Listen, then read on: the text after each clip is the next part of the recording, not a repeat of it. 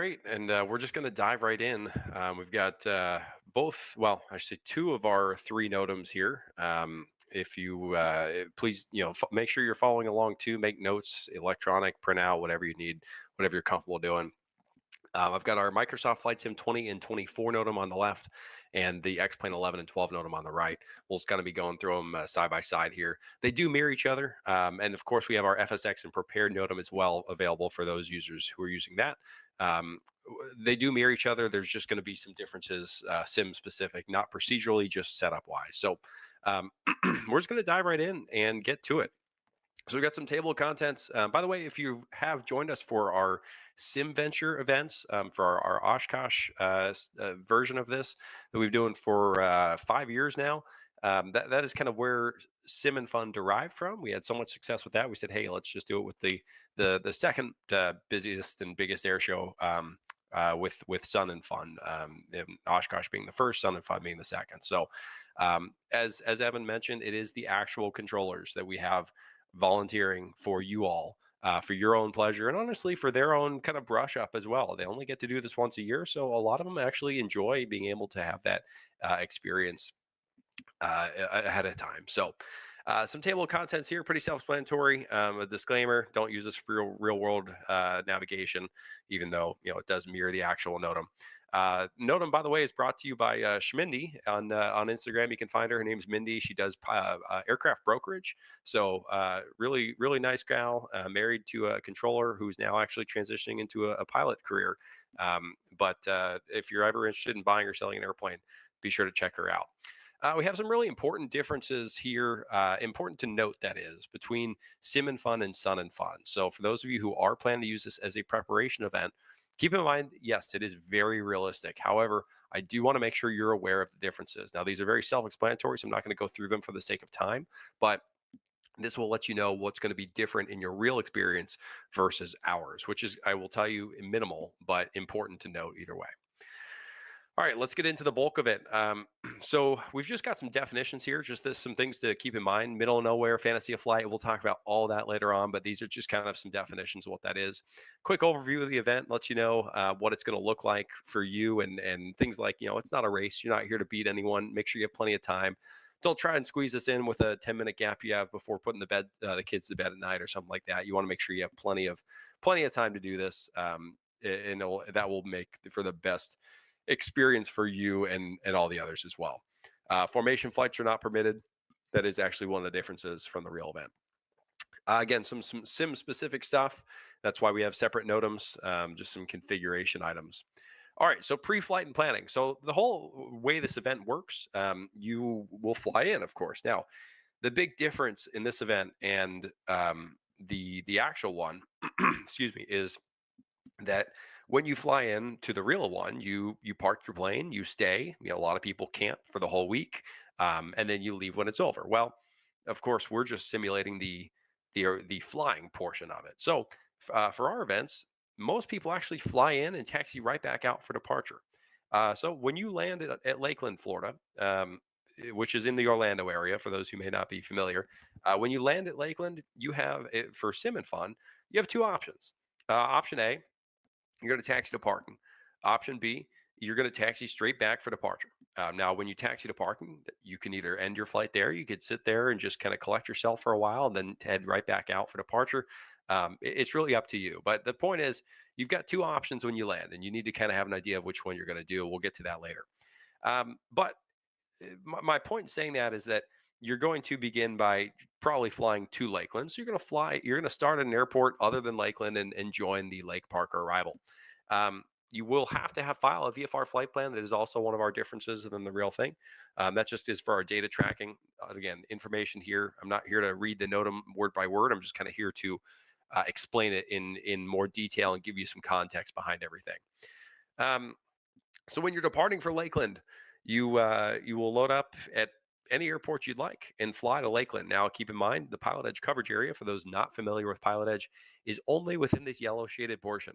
Therefore, if you start up in Chicago or down in Atlanta, you will not have any ATC services until you get to Lakeland. And even when you get to Lakeland, there will be no radar services. It's just going to be the Lake Parker arrival portion. So don't expect flight following. Do not expect IFR. Just keep that in mind. But if you are, we do have some of our piloted users who are actually flying across the country, starting in the Bay Area, San Francisco. If you're doing that, great. Have a great time. You're going to get full ATC all the way through the middle of the United States, and then you'll be terminated. It'll be basically class golf airspace from there. All right, so we're joining the Lake Park arrival. Here comes the fun. Now let's talk about the Lake Park arrival. It is only for fixed wing piston aircraft. Turboprops and jets need to fly the warbird arrival. We'll talk about that later. It's a lot less fun. But the Lake Park arrival, that is the primary arrival here. And what you see here is taken right out of the real NOTAM, this map here, and we'll explain kind of what you're looking at here in a minute. But I've got a little checklist for you here. I want to preface everything real quick with saying uh, a lot of this NOTAM is a little bit vague, and I will tell you that straight off that it is mirrored after the real NOTAM. So if our NOTAM seems vague, I can almost assure you the real NOTAM is at least as vague, if not more so. Um, we made a deliberate effort, or I should say, a deliberate choice, to not clarify things in the NOTAM, in our NOTAM, our version, that were not clarified in the real NOTAM. If you've been with us for SimVenture, I think you'll find this NOTAM is a little bit more vague and a little more confusing at times. But just know it's a conscious choice to make this as realistic as possible, and so we didn't want to give too much detail on things that you wouldn't have the detail on going into the actual airport. Now, having said that, if you have any questions, obviously this webinar is a great time to get those questions out. Our Discord, pilotedge.net/Discord, YouTube, post a comment, we'll get back to you. But as far as the NOTAM goes, if you're left with any questions, I would encourage you to check the real one, and you'd probably be left with the same questions. So hopefully that makes sense. We're not trying to make this hard for you. We're just trying to make it as realistic as possible. I do have a little checklist for you here. This is something we added just to kind of make it easy. Listen to ATIS. Make sure all your lights are on, landing gear down if you have one. Transponder set to mode C, squawk, and VFR. Altimeters 2902. That's another difference, is your weather has to be set to beautiful weather conditions, clear skies, with a standard altimeter preset. That keeps everyone on a level playing field there. And then monitor Lake Park arrival on 1245 is the last checklist item. So the reason it's important to monitor Lake Park arrival and check that ATIS is because your very first thing you need to do is figure out where you're going to be joining this arrival. Are you going to be joining at the middle of nowhere transition, VPMNO, or the fantasy of flight transition, VPFSY? Now, those VP points aren't, the VPs are GPS waypoints that are VFR. They're VFR GPS waypoints. And if you've been with us for SimVenture, Oshkosh and SimVenture is much more visual, at least starting out. You can do everything visually.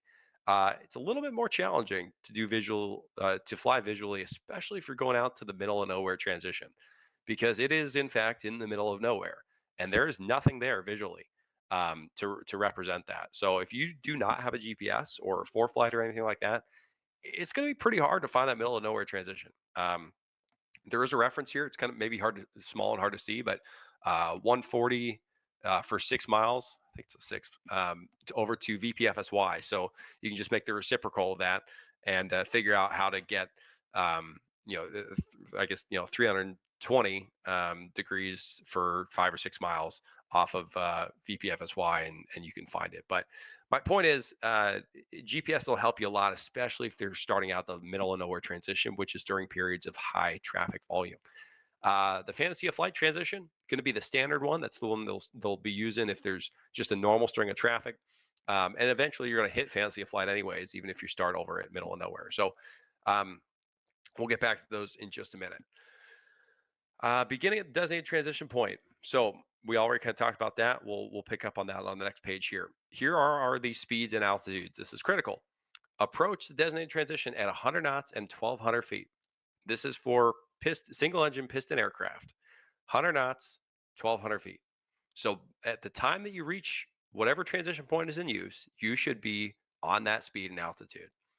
If you are unable 100 knots, maybe you're in something that some single engine that's just a little bit, too sporty to hold that speed comfortably. I don't want you to say, "Oh, well, I just want to go fast." No, that's not how this works. If you cannot comfortably and safely hold 100 knots, um, then you can go up to 150 knots and 1,700 feet. If you are a twin piston, you'll be up at 2,200 feet. So those are your three options: 100 knots, 1,200 feet; 150 knots, 1,700 feet; or twins at 2,200 feet.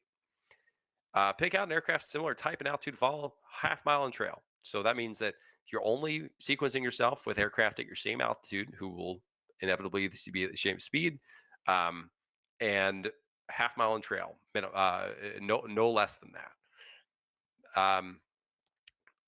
Do not overtake anyone. No S turns. It's the same as SimVenture if you've been with us for that. Transition. So you get to the middle of nowhere transition, or the fantasy of flight transition. You join that arrival. As you can see down the bottom right here, again, the transition points. A lot of lakes down there in Florida, of course. Lakeland. They're everywhere. So you'll see a lot of water on the way in. And as we hit that VPFSY, the fantasy of flight, we'll turn down to the south southwest. Again, staying on speed and altitude. Don't be afraid to use that autopilot if you need to. It's not a shameful thing to do. If you need to, it's a little bit of help holding that altitude. It's very important that you're at altitude. So you hit that transition point, and your very next point, and I've got, this is another reason why we have specific NOTAMs for the sims, is so you can kind of see the what it's going to look like as you approach that point. Your next point, you're going to head southbound to the SunTrax Test Facility, VPTCK, if you're following along on your GPS. Now, this is just a pretty flat piece of land. It's pretty easy to see because of the cutout. This is a vehicle test track facility. So you'll be able to see it certainly from Fancy a Flight when you roll out on that turn. It's only about a 3-mile leg there. And you're going to head just straight for it. Again, maintaining your altitude and speed. And then you're going to get directly overhead, and you're going to head to the south southwest. You'll make a right turn to go south southwest down to Lake Parker. Well, before you hit Lake Parker, actually, you're going to be going to the power plant. So this is a 7-mile leg from the racetrack, or I should say the SunTrack test facility, to Lake Parker, or the power plant. 7 miles on that south southwestern heading. Now, Lake Parker is very easy to pick up after you turn to that southwesternly heading. It's going to be the bigger lake that's in front of you, and it's kind of got this little cutout on it on the northeast corner. You can see that actually better on this top-down view, this little cutout. It's pretty easy to spot. So you're going to head to the northern shore of Lake Parker. This little cutout is exactly where you're going to head, because as you get there, you will see the power plant. I've got these pictures here approaching VPKER, which is really, approaching the power plant actually in this picture. The power plant is going to be your primary visual reference point to get to the North Shore. You need to make sure that your lights are on at this point, and you're going to head straight overhead the power plant. It actually says fly between the main power plant building and the large smokestack. So there's a large smokestack on the right, the main power plant building being on the left, a little bit farther out in this picture, so it's hard to see. But smokestack's on the right, main power plant building on the left, just split that gap perfectly. As you're overhead the power plant, let me back up a bit. As you get about a mile or two from the power plant, this is where ATC is going to start talking to you. So everything before this, you're listening to the ATC on 124.5. They're talking a million miles a minute, talking about wing rocks and join the arrival at so and so transition and whatever it is. But you are going to. It's really not going to be for you unless they make some mass announcement of all aircraft do this. They're not talking to you until you get within about a mile or two of the power plant. So that's a bit of a trick you can use if they are absolutely not talking to you if you are over the SunTrack test facility. Now, unless they call you out by call sign or tail number rather, then you've probably gotten yourself in some trouble, because they are using ADS-B out there now. They can see your tail number, but they only use that if they really need it. But unless you hear a tail number, if you're outside of a mile or two, they're not talking to you. So once you get within that mile or two, you got to listen up. You're listening for your type or color. Typically, they might call you high wing, low wing. They're going to use aircraft characteristics because they're looking out at you. If you're curious, where are they?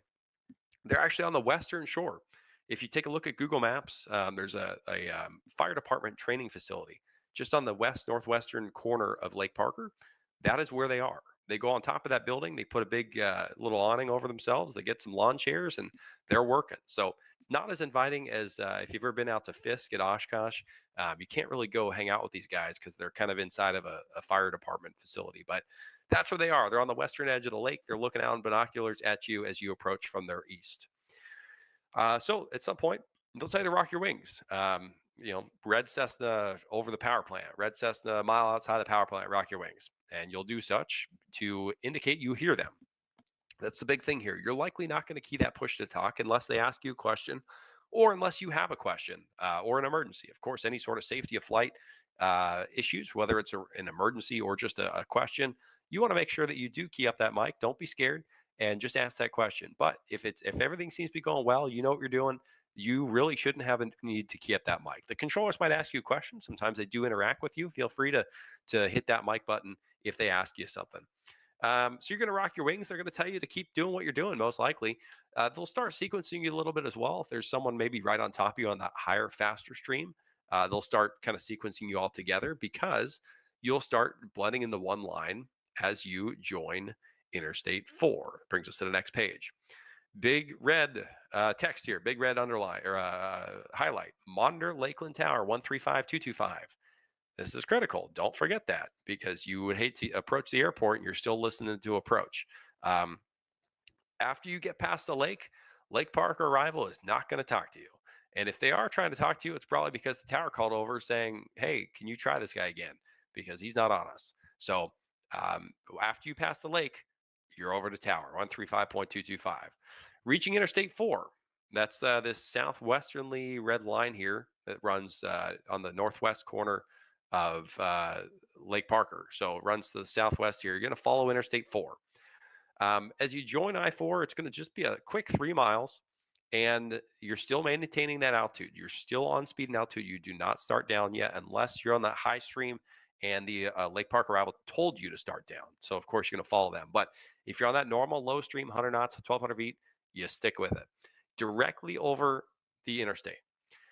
As you approach the airport or get close to the airport, I should say, you're going to see a golf course off your left. Okay, that's the first kind of indication that you're getting close. That 3 mile leg is almost over. You'll see a golf course, very easy to spot in all 6 simulators. You need to keep that golf course off your left at all times. Do not cut in shy of the golf course. So keep that golf course off your left wing at all times. Do not overfly the golf course. Make sure it's off your left. After you pass the golf course, that is your key to turn left and go southbound. Again, keeping the golf course off your left at all times. You'll see another thing as you are dead ahead. Off the nose of your airplane is the white ball water tower. Looks like a white ball or a golf ball. It's just a water tower that's round, but it's going to be pretty easy to spot right off your nose here. You need to turn before the water tower. So you keep the water tower off your right, you keep the golf course off your left, and then there's one more visual reference point, which is the cake tower.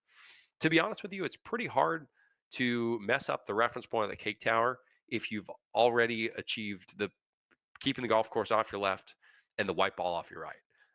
The cake tower, you just need to keep off your left as well. The cake tower is a water tower. It's at the public supermarket headquarters, so it looks like a birthday cake. That's why they call it cake tower, but it's just a water tower. It says Publix on it. And it's not super big, but you can spot it off your left. Hopefully it's off your left. But again, I would say the biggest point of reference is the golf course, and then don't overshoot the white balls. Keep the white ball off your right, golf course off your left. Head due south for the airport. You're going to be golden. And Kevin, At a this quick point, question just came yes, in go ahead. from the chat, Sure, which I think is just great, perfectly relevant to absolutely. what they're asking about here. Figuringstuffout.net, which is a great username also. Just asking about how easy it is to see the golf course, the ball tower, and the cake tower. They haven't installed the scenery yet, so is it pretty easy to spot these even Super in sim? easy. Very easy. The golf course is very, very easy. The water tower off the nose also easy. It's a little smaller, but you really can't miss it because if you notice, the interstate starts to turn here to the right, so you're just kind of looking right before that turn. You can't miss it. It's just on the left side of the interstate.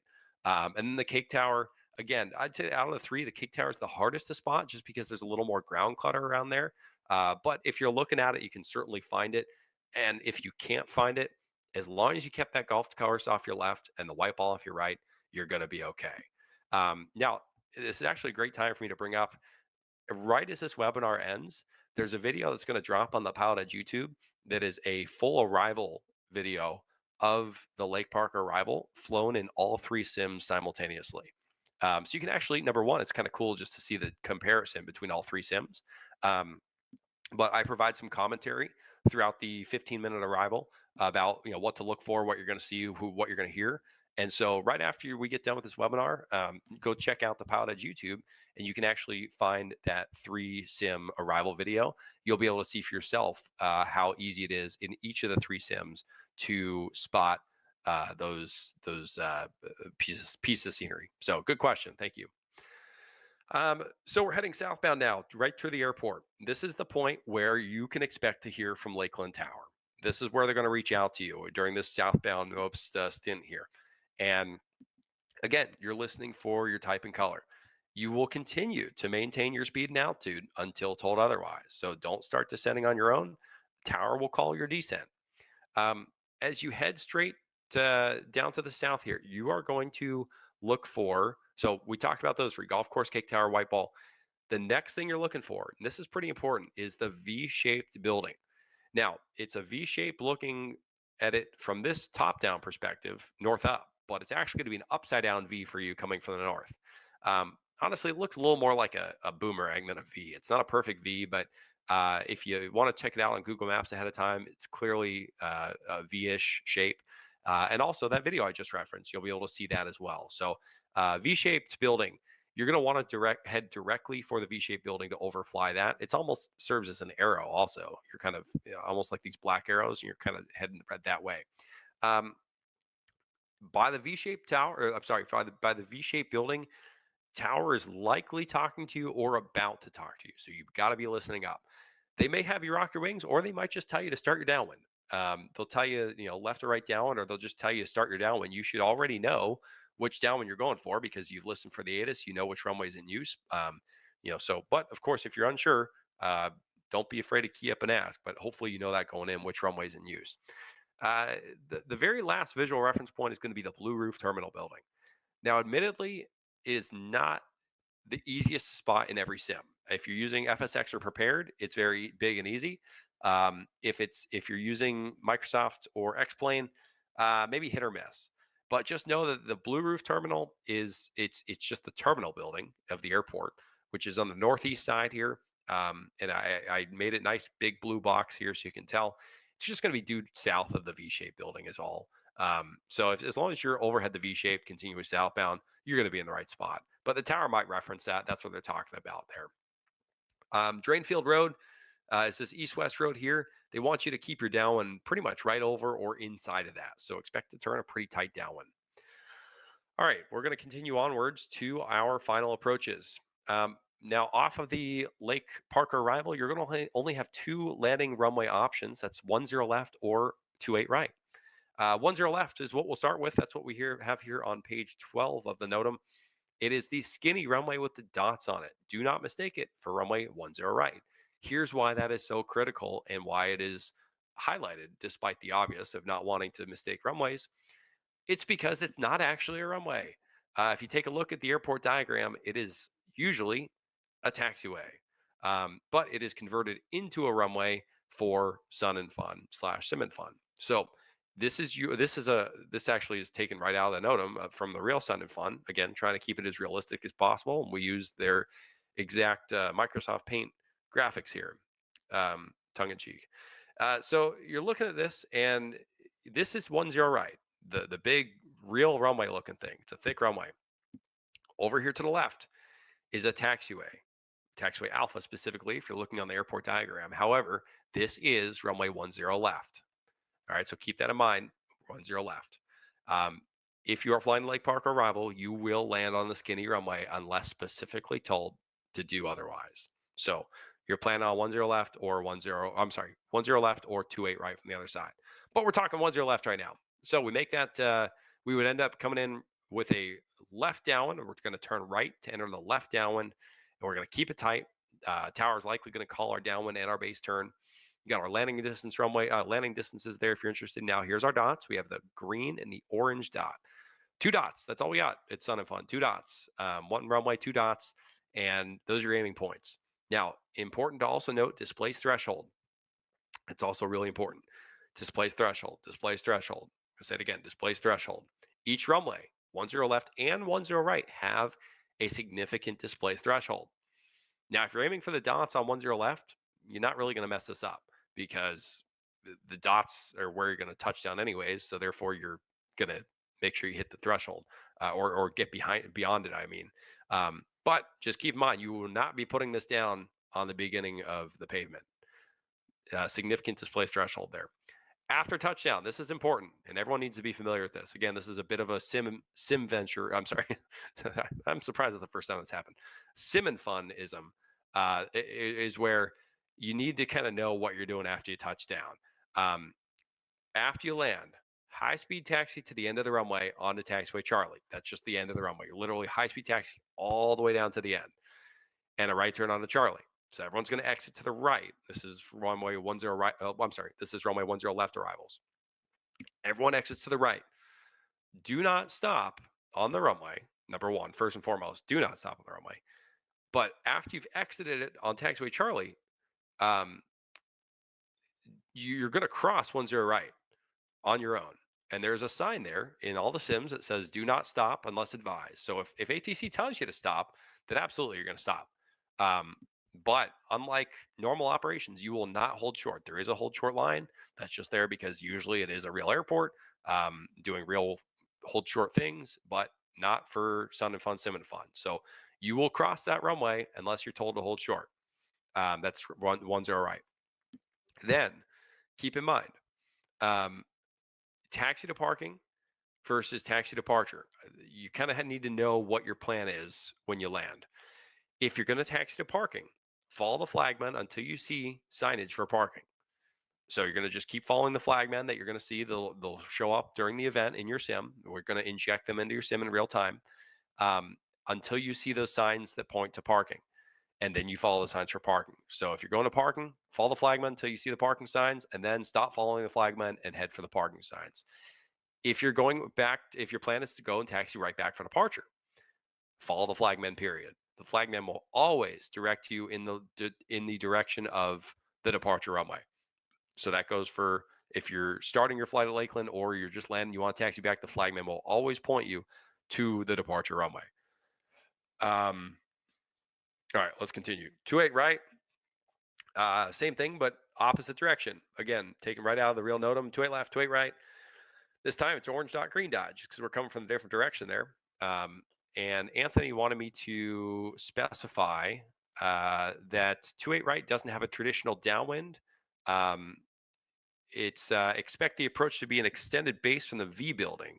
So essentially, you're going to kind of keep going straight off the V-shaped building, or maybe not turn downwind at all. And airplanes really usually don't fly east of runway 23. So expect some dog legs aimed at the dots. So maybe a little bit of a short approach feel. Well, I don't want to say that, but it's going to be kind of straight on the base to the final. Maybe skipping the downwind if you're coming off of 2A. If you're coming into 2A right is what Anthony wanted me to mention. So thanks, AS. So we're so this kind of 28 right, orange dot, green dot, same thing. You're not going to land on 28 left unless they tell you otherwise. And you're going to, this time, same thing. You're going to roll all the way down to the end after touchdown, high speed all the way to the end. You're going to left on Alpha 1, which is the end. Same sort of thing. Do not stop. Cross 28 left unless you're instructed to stop.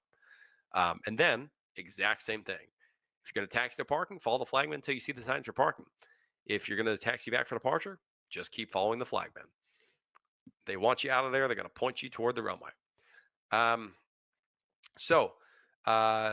And by the way, that guidance for the base term was from the real controllers. So it's those are the controllers that are telling us how they work and how they're going to work the pattern here for Lakeland. All right, into holding. So will we have to hold? I don't know. We'll see. It's a dynamic event. You never know what can happen. Holding is pretty self-explanatory, straightforward though. You're just going to hold around the lake in a clockwise direction, as instructed by ATC. So they'll tell you to start holding. I'm sorry, I said clockwise. I meant counterclockwise. It is the direction of the arrows, and it's also what it says here. Counterclockwise around the lake. And they'll tell you if it gets full and you have to leave and go back to VPFSY and start it again. But they'll tell you this is just a graphical version of it though. You will maintain your speed and altitude in the hold, 100 knots or 1,200 feet or so forth if you're at a different altitude. Skydiving advisory, watch out northwest of the airport. If you are flying in or out of that direction, there will be skydiving airplanes out there. Yes, they will be there. Watch out for them. Don't hit them. All the information is here for you to be mindful of that. It's just barely northwest of the airport. All right, let's talk about jets and turboprops. First and foremost, if you are not a piston, by the way, we'll talk about departures here in a second.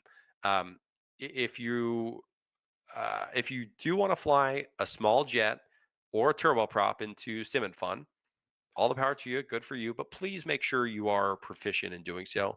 I wouldn't expect if you're really unfamiliar with sims or VFR procedures, this probably isn't good for you. You should probably stick to the Skyhawks or some slow single engine prop. And that's not a knock on you. Most people fly the Skyhawks and all the slower single engine pistons. But if you do feel like you are capable and proficient to fly a small jet or a turboprop, we do have that ability for you, mirroring the real world event.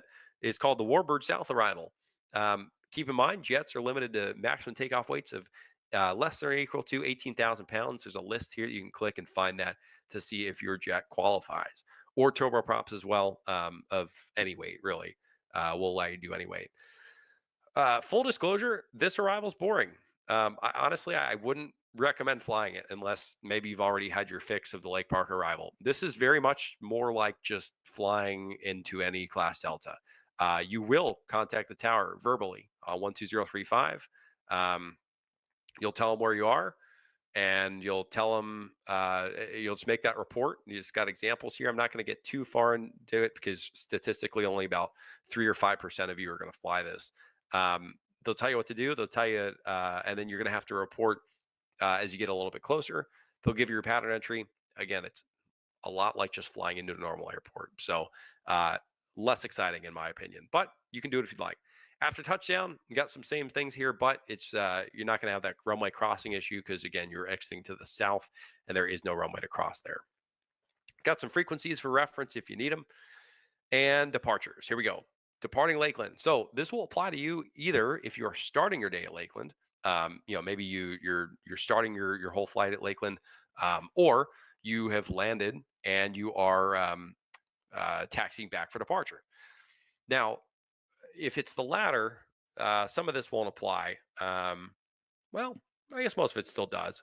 As far as starting in the yellow shaded area, that's only if you're spawning there. If you're going to start there, start your flight there, start your day there. Obviously, you're just going to be following the flagman if you landed there. So it's got all the information here. It's got a little checklist, monitor ATIS, squawk mode C, 1200 VFR. Be ready to go upon reaching the hold short line. That's big. Don't get to the runway and expect to do a run up. There's no place for it. There's no time for it. So do any run ups either on the taxi or before you leave the parking area. Monitor 12785. Really before you even leave the parking area is the best way to do it. As you leave the parking area, assuming you're starting there and leaving the parking area, which is this yellow shaded, follow the flagmen. They'll direct you either left or right out of the out of the area there, and they'll get you to the runway. Do not check in with the tower as you get to the runway. If you're getting there and there's just silence, then I'd recommend you check your radios. There's probably something wrong. If there's silence and you feel like everything's okay, feel free to key up and see if anyone's home. But again, it most likely is you. They'll call you when you're number one in line for takeoff. You won't have to call them. Again, they'll use your type or color, or they might be more inclined to use your tail number on the ground there, since they're right there next to the runway looking right at your airplane from 30 feet away. They do have a waiver, just like Oshkosh does, to line up left and right sides of the runway. So You might be told to line up and wait on the left half versus the right half. Just follow the instructions there. Reback's not required. Again, they're just, there's no wing rocking on the ground, but they're going to see you move and they're going to know that you heard their instruction. Remain on the tower frequency until clear the class delta. Now, what do you do when you depart? Well, it's pretty easy, honestly. Straight out for 3 miles, then turn on course. I mean, it doesn't get much easier.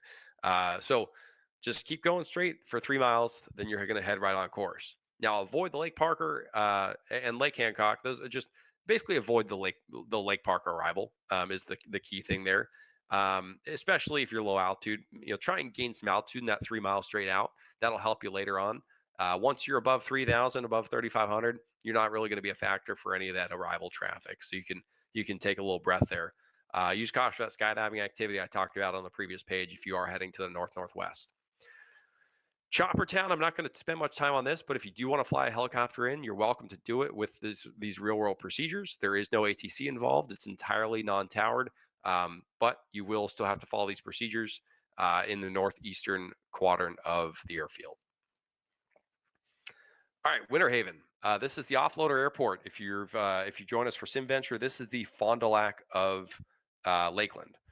This is the offloader. It's a temporary tower at a usual non-towered airport. It's about 10 to 15 miles to the east of Lakeland, northeast. You can see Lakeland down here, and this is a great place to begin your day and end your day. It's a great place to start. You head due north, get in line for the Lake Parker arrival from there. It's a great place to end. You depart Lakeland, you fly eastbound for a few miles, you land. This is very much like a Class Delta. It's not a Class D. There is no actual Class D airspace. But the airspace within 3 miles and 1,600 feet is towered. So, just call it a tower, I guess is the easiest way I can put it. 119.22 is a temporary tower frequency. It's going to work just like a normal Class Delta would. You're going to call them up with your the tail number. You're not going to use types and colors out here. It's going to feel very much like a standard Class Delta when you're out here. There is no ground control. It's just all combined on the 119.22, but you will still call for ground. Sorry, that might have been confusing. You will still call for taxi. It's just all on one frequency. So very normal-ish ops over at Winter Haven Tower. Just keep in mind, every year for SimVenture, we have people that are just departing and landing at Fond du Lac without talking to ATC. I guarantee it's going to happen at Winter Haven as well, but don't let it be you.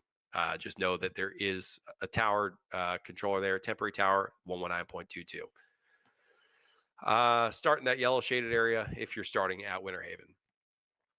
We do have, this is important, for scenery, to keep all the scenery similar, we actually reverted back to an old plan, an old taxi diagram of Winter Haven. That's what you're looking at here. Do not use the real world taxi diagram. If you have ForeFlight, if you're using AirNav, SkyVector, whatever, use this one in the NOTAM from Winter Haven.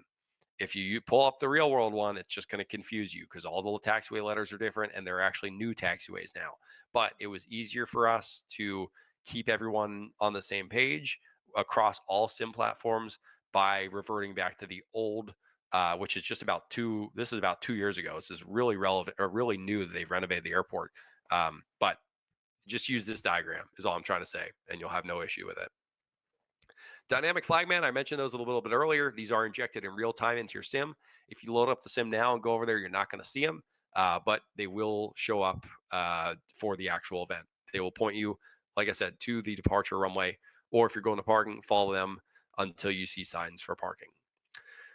Moving map applications, I'd recommend using a moving map throughout this just to spot traffic and help see traffic a little bit easier. It can be hard to see traffic in the sim, not impossible, but a little bit difficult. This will help you keep your situational awareness up a little bit. Little spoiler alert here. It's progressive taxi instructions. It just basically, if you get a little bit lost, I'm not going to spend too much time on it, but if you get lost, just refer to the bottom of the NOTAM, and that'll kind of help you get where you need to go, whether you're taxiing to parking or the runway at Lakeland. Some FAQs here and acknowledgments, and look at that, we've made it through. So I will turn it over to Evan at this point for any questions that may have come in. Thank you all, and feel free to ask any questions about the procedure or the event in general. Perfect. Thank you so much for that, Kevin. Nice for me to be able to get a sense as to how this all works. First time for me. I've seen the SimVenture presentation now a couple times, and so it's nice to see this. And I just love that they named a point in the middle of nowhere. That just sounds perfect for Sun and Fun. So, folks, if you have any questions, please drop them in the chat if you're watching on the Flight Sim Association YouTube channel, or if you're watching on Pilot Edge ATC's YouTube channel. I'm watching both. Any questions that you might have, feel free to drop those in the chat here. Got a couple questions here from the chat that we can go through. Actually, I'll just start with this one that just came in. Figuring stuff out.net again, who I think sounds like is a real world pilot and flown this approach in real life a couple Great. times, was just asking if you could shout out the event sponsor once more here at the end. Uh, I think the yes. sponsor of the notice, the NOTAM, excuse me. Yes. Yeah. Schmindy. Yeah. Mindy. She's great. At Schmindy on Instagram. She's got a great following and really great to work with. She's really in big support of our event. So we appreciate her and everything she does. And it, like I said, if you ever need an airplane or looking to buy or sell an airplane, that's what she's doing now. And she flies all around the country, ferrying airplanes to clients and showing them off to others. Can I have that job? I think, Sounds like yeah, fun. yeah. It Uh, does. Yeah, it seems like she's got a pretty fun life. I know, right? I think it sounds lovely. So, Kevin, how many pilots kind of do you expect will be flying into the Sim and Fun event? Is it going to feel busy most of the time, do you think? You know, similar to SimVenture to year one, we really have no expectations. Now, if SimVenture was any indication, it will be very busy. But at the same time, you have to understand that Sun and Fun is a quarter as busy as Oshkosh is, as AirVenture is. I'm talking real world. So obviously we're a little bit a little bit different in the sim world where whether that's because of it's Oshkosh is a little more centrally located in the United States or whatever it might be. um, I couldn't tell you, and obviously the same exact number of people have the exact same opportunity to participate in sim and fun, but I really have no expectations. I hope it's very busy. Now we are only running it for 6 hours across 2 days. That's in comparison to usually about 13 to 14 hours across 4 days that we do SimVenture. So I'm guessing, we're going to be compressing everything into just 2 days and 6 hours. So it might feel busier because of that. And, because it's our first year, we just kind of wanted to start small. We'll see how it goes. Yeah, nice. Absolutely. It's great to see this stuff happening. I wanted to ask a little bit of the controllers who participate in both the virtual and the real Sun and Fun. So maybe starting with the real Sun and Fun first. Are these the controllers who would be working in this airspace normally? Do they bring in people from around the country? Do you have a sense as to how that works? Absolutely. So it is not those who are usually working the airspace. So those in Lakeland Tower who are there for 51 weeks out of the year.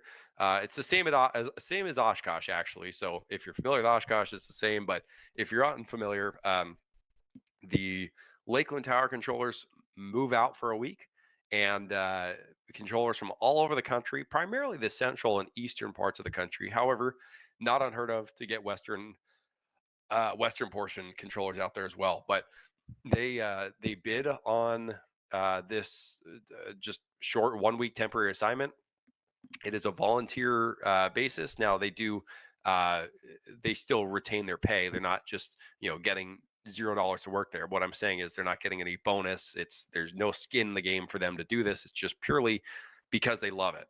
And so they go and they have a team of, gosh, I think it's around 80 or so, 80 or 90 controllers from all around the country who fly in, and they spend a day and a half doing some training, both classroom and driving around to get a lay of the land of everything. And then the arrivals start coming in. Each group is a team of 4 controllers, and so they've got roughly 20 teams or so. Those controllers consist of a rookie, and then basically a rookie and 3 other people who've done it before, kind of ranging in seniority. So the rookie's kind of taken under the wing, and generally it's the rookie oftentimes that's on the mic. But what you may not know is the rookie is typically just parroting what the other three controllers are saying. And the other three controllers are responsible for looking out the windows and looking at the airplanes, and they're kind of shouting instructions to the person who's on the mic. Not to say it's always the rookie. Certainly, the veterans get on the mic too, but they certainly want to get the rookies that time on the radio so they can start getting an idea of it and hopefully come back next year. We actually have a really informational video of how Oshkosh ATC works on the Pilot Edge YouTube page. And it's going to, again, very similar structure to how Sun and Fun works. So check that out. We dropped that about 2 years ago. But that's on the YouTube page there. Nice. So that's sort of the real life version, and then how does that work in Pilot Edge terms? So these are So in some cases the actual controllers who will work the real Sun and Fun, but I guess you correct. give them some familiarity with how to get on Pilot Edge and how that all works too, right? We do, yeah. We don't call it training. We just call it familiarization with basically, how this is just going to work from their computers. And so we just kind of give them a lay of the land. We've let them know how to sign in and how to turn on their radios and their frequencies and make sure the headset's working. And there's nothing to teach them after that. They are the pros. They are the ones who do this for real.